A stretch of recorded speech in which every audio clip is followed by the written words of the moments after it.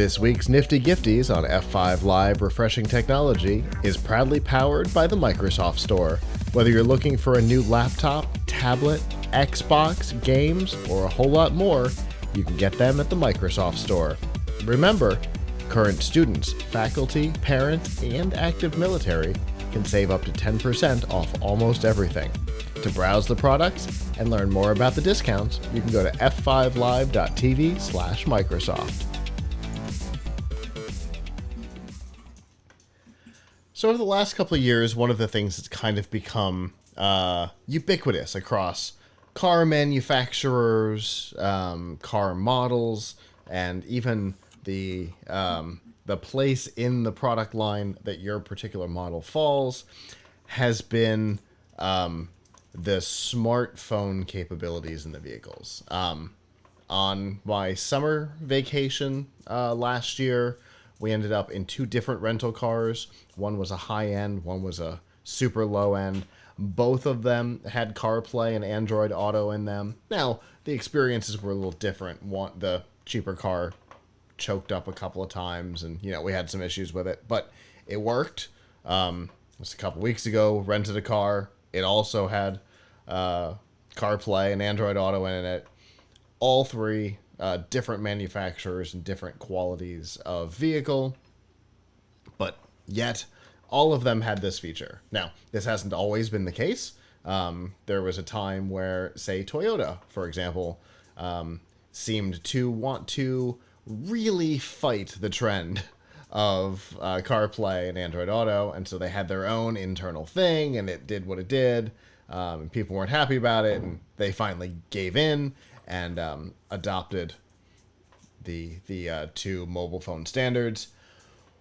Well, this week, something unfortunate happened in that General Motors, GM, see, I warned you there'd be a dog head.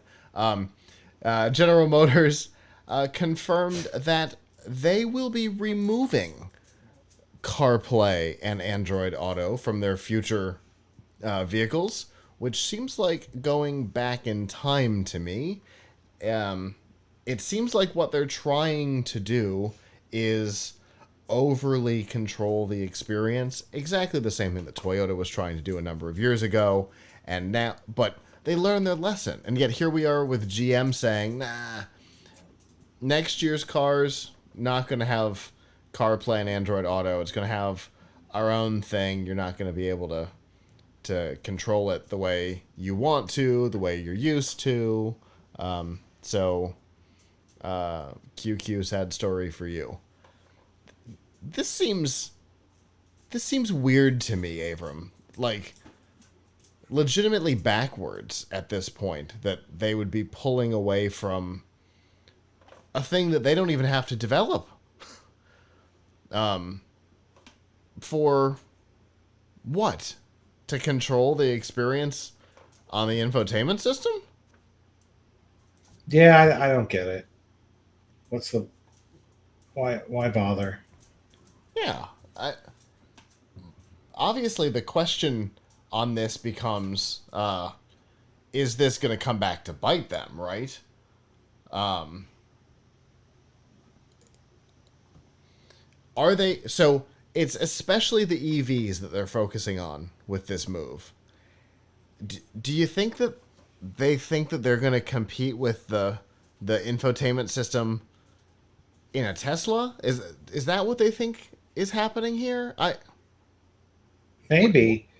I mean, here's my question. I really don't know the answer to this, and maybe you don't either. Is how much of a factor is that in people's car purchase decision? The quality and type of infotainment system. It's an interesting question. I will tell you that right now, since basically nobody bucks the trend, other than Tesla, really, everybody uses the CarPlay and Android Auto integrations. Right now, for a new car, there is no need to make a decision, because it's going to come with it, unless you're buying a tin can. Now the experience, like I said, just in the three vehicles I've rented in the last 6 months, 9 months, the experience has been slightly different. The Mitsubishi we had crashed often. We actually had to turn the car off one time to be able to get the GPS to work again. But maybe GM thinks it is a consideration, or it could be a consideration if they go off and do their own thing. I mean, I guess, I'm not surveying people. I'm sure there's people who this is a big part of their decision. I can't imagine it. Like, yes, I'd like a nice infotainment system, but I'm much more interested in how much the car costs, what the fuel economy is, if it's electric, what the range is, if it's an electric vehicle, how many people it seats, what the driving is like. There's so many other factors that seem like they would be more important than the infotainment system. Mm-hmm. But I mean, I guess if you want to upsell people on it as an extra option, then if it doesn't come standard, then I guess maybe this is something. I mean, granted, you know, granted, I know people who are really big into their gadgets. My Sure. friend Ethan is super big into his gadgets. Wait, Right? Like, the editor in chief of Tom's Hardware knows somebody who's big into their yeah, gadgets? yeah, No. yeah. But I mean, like what I mean is, like, I'm big into my gadgets too, but like, when it comes to cars, I'm just not a car guy, and Mm-hmm, in mm-hmm. my family, we're really just trying to economize as much as possible. So we Yeah. were just really happy when we got a car a few years ago and it had Bluetooth, and we're like, "Hey, Bluetooth!" You know. Yeah. Whereas, my friend Ethan, he bought a van, and I forget which model of van he has, but it has like, I think it's got screens for like individual screens for some of the rows. He has like an intercom system or something where you can like see what the kids are doing and then like make an announcement. He said, cut out the horseplay in the third row or whatever. Sure, because So why not treat it like an airplane? right, so like, okay, I guess if I had a lot of money to spend on a car, I would do that too. But I would think about it. But it would be the bottom factor. I mean, I guess if I had chosen the car and then it's like, okay, you can spend an extra however much money to get it with this infotainment system, then maybe I would do it. I mean, look, obviously people do it. People spend Yeah. a lot of money on cars. So That's um, true. So the thing that I find interesting here is that they're building this system in partnership with Google. So obviously Google paid them something to be able to control the GPS. Google Assistant is going to be built in. Uh, we'll get to this in a little bit, but in the future they're going to offer Bard as part of it. And it's also possible that because they're not relying on the phone, and we've talked about this at length, but it's possible because CarPlay is built into the phone, not the screen. So when you plug in the phone takes over the infotainment system. Same thing with Android Auto. They can't charge you a subscription fee for that because it's not their device anymore.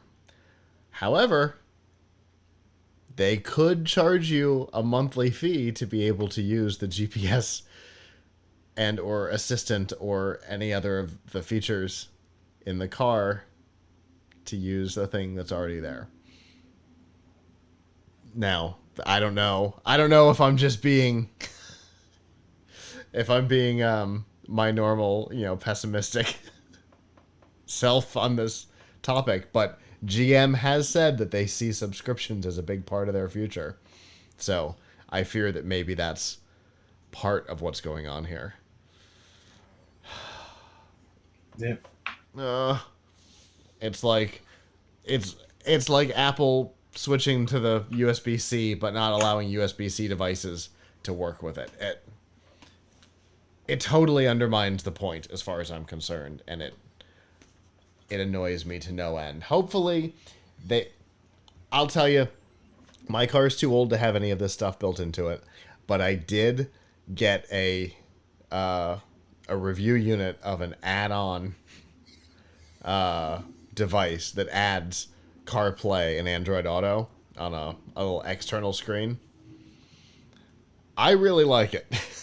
Now, you know, the difference between a $200 external screen or whatever the retail price on it is supposed to be, and maybe an extra $1,000 or $2,000 to have it built into the car are different things. But you know, I really like it. I got used to it, especially being in places that I didn't know well. I didn't need it in Vegas, but LA, San Fran, when we were doing our big road trip last year, you know, having that screen there was really nice. But I'll tell you, I'm not paying a subscription fee for it. And I really want to be able to use the GPS of my choice, not of theirs. So I don't know. Maybe they'll hear the backlash, because there has been backlash. It has been pretty loud. Maybe they'll hear it and change their minds, but I don't suspect so. We'll see. We don't know what it's going to look like or anything like that. So I guess we'll have to make a decision on how it all works when it finally comes out sometime for the 2024 vehicles. Hello, YouTube. Thanks for watching, and I hope you enjoyed this episode of F5 Live Refreshing Technology. If you did, please subscribe to the channel down below, and of course hit the notification bell, because we know that subscriptions don't mean much on YouTube anymore. If you've got topics that you'd like us to talk about in the future, please comment them down below. And if you'd like to not follow us on YouTube, there's lots of ways that you can follow along with our content by going to plughitslive.com/subscribe. There you'll see all of our shows and all of the ways that you can watch, listen, and follow along.